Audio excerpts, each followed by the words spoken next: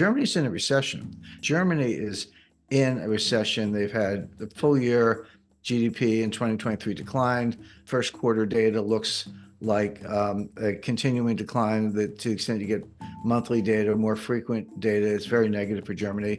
I just bought a brand new German sports sedan. By the way, my old car I had for 15 years. It had 250,000 miles on it. So I figured it was about time, but I can't. But the new one, I'm very careful about the specification. It was made in Germany, which is good. But the engine was made in Hungary. And I was fine with that. The Hungarians are smart and they're productive, and I'm sure they had good quality control. But I thought, gee, isn't that interesting that Germans are outsourcing the engine production to Hungary the way Americans are outsourcing everything? Well, it used to be China, now it's Mexico. Why can't Germany make those engines the way they used to? Well, the answer is the energy costs are too high.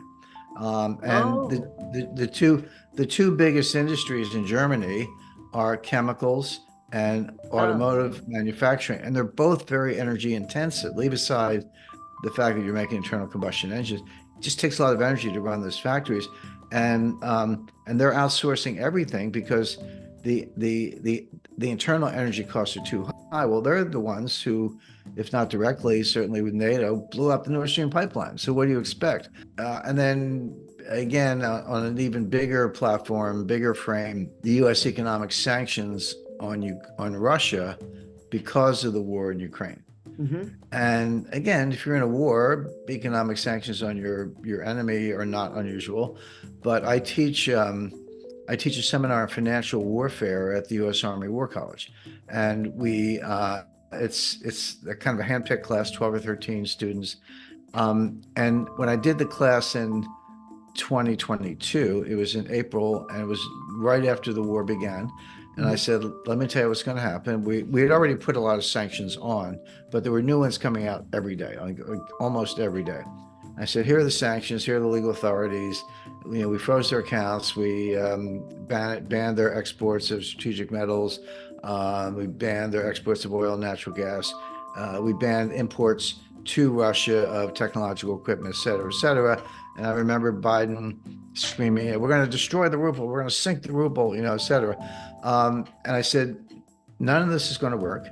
Not only will it not slow down the Russian economy, it will actually boomerang and hurt us, meaning the Western Europe and the United States, more than it hurts the Russians. And I got a lot of pushback from the class. They were all gung ho. I mean, I don't blame them. They're military. They want to win a war or whatever. But I said it's not political. I said, I can just tell you that's what's going to happen. The people in charge of it, Wally Adeyemo, who's the Deputy Secretary of the Treasury, let alone Janet Yellen, who's completely clueless. She's our Treasury Secretary. Mm-hmm. Said they understand the law, at least Wally does. Yellen does not. But they don't understand economics. They don't understand how easy it is to work around sanctions, how easy it is to use import substitution, et cetera. So anyway, I taught the class again last spring. I guess my next one will be coming up in a couple of months. But in the spring of 2023, I taught the class. I said, let me tell you what I taught last year's class. And I kind of went down the list. And I said, and I was right about everything. Wow. I was right that the sanctions wouldn't work. I was right that they would boomerang. Today, the biggest problem in the Russian economy is a labor shortage. That economy is booming. It grew about 5% in the fourth quarter of 2023. The ruble is stable. It had the big dip, and then it came all the way back, and then it was stable for the better part of a year. Over a year, went down a little bit, but not a lot. That had to do with oil prices. If they have an economic problem, they have a little bit of inflation, which means your economy is running hot. So Vera Nabiullina, who's the head of the Central Bank of Russia, I say she's the only central banker in the world who actually knows her job. She raised interest rates a little bit just to cool it off. But they have labor shortages. And one of the reasons they have labor shortages is not only did they put the economy on a complete war footing, but so many people are enlisting in the military that they can't get workers in their 20s. I mean, this is the myth in the West, what you would read in in the Sydney and Melbourne newspapers, or the Financial Times, or the Economist, the New York Times, Washington Post, et cetera, is Russia, the troops the morale is low, they're poorly trained, their officers are all sitting around drinking vodka, they don't have a doctrine, military doctrine, et cetera. they're all lies. Every single one of those things is a lie. The fact is, they're winning the war. They're advancing on the entire battle line from Avdiivka to Kupiansk, and Liman and a number of Bakhmut and a number of other points in between. They're advancing, but the Russians take their time. All you have to do is look at the Eastern Front in World War II. I mean, Yeah. there were get the number right, 20 million people killed in combat, and I think another 10 million civilians.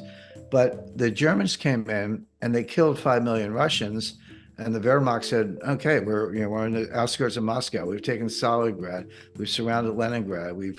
Today's St. Petersburg. We've killed 5 million Germans, or sorry, 5 million Russians. But then the Russians came back with 5 million more, and then 5 million more. In other words, the Wehrmacht and the German intelligence had no idea quite what they were dealing with in terms of Russia's ability to mobilize, and that's still true. But you look at the Battle of Kursk in 1944, late 43, early 44, they didn't rush into anything. They had a war of attrition. They wore down the Germans, and then they surrounded them. They enveloped them in what's called a cauldron, and they annihilated them. But they weren't in any hurry about it. And it was only when the Germans had been annihilated that they moved through Warsaw and Berlin. Well, they're doing the same thing in Ukraine. They're not marching to Kiev, not yet. Give them time, but they are annihilating the Ukrainians on the battlefront. And now that the U.S. Congress looks like it's not going to approve any further aid to Ukraine, Yeah. the EU did it reluctantly, but even the EU, I think it was 50 billion euros, if I'm not mistaken. But Hungary insisted that that be in 4 annual installments, not all at once. So whatever that comes to, it's like 13 million. 13 million euros is not going to. That's barely enough to pay the oligarchs in Ukraine, and the U.S. is contributing nothing right now. So Ukraine is losing badly on all fronts. But getting back to the economics of it, which is where we started, the Russian economy is booming. They're running a little hot. They have labor shortages. They're on a total war footing. They're making several million 155 millimeter shells per year. The United States and NATO's arsenals have been depleted. We don't have any more 155 millimeter shells. That's why we're sending them these cluster bombs, because that's all we have left. The U.S. is begging places like South Korea, which had some, to say, hey, could you give us your 155 millimeter shells, we'll send them to Ukraine. South Korea says, well, we might need them ourselves because the North Koreans are making noise. The Israelis need them to fight in Gaza. And so how did the Western arsenals get completely depleted? That was the other thing. We're going to wear the Russians down. There'll be nothing left of them by the time we're done. Again, Carrie, the opposite has happened. The Western arsenals are depleted. The German Leopard tanks are blown up on the battlefield. The British Challenger tanks are blown up on the battlefield. The United States sent them some Abrams tanks, which is our top of the line tanks. The Pentagon called Zelensky and said, please don't use them, because we don't want any pictures of them burning on the battlefield. It's really bad for sales.